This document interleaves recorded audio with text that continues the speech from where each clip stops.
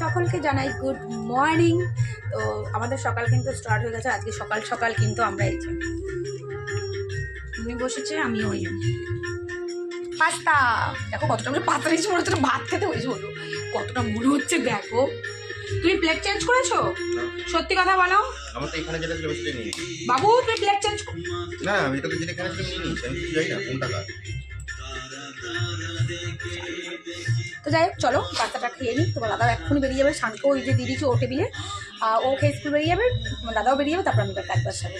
চলো, আর পাস্তাটা কিন্তু আজকে ও বানিয়েছে। হ্যাঁ, একটু খেয়ে আগে বলি, দাঁড়াও কেমন হয়েছে, তোমাদেরকে তো বলতে হবে। আর ব্লগ অবশ্যই নিয়েছি।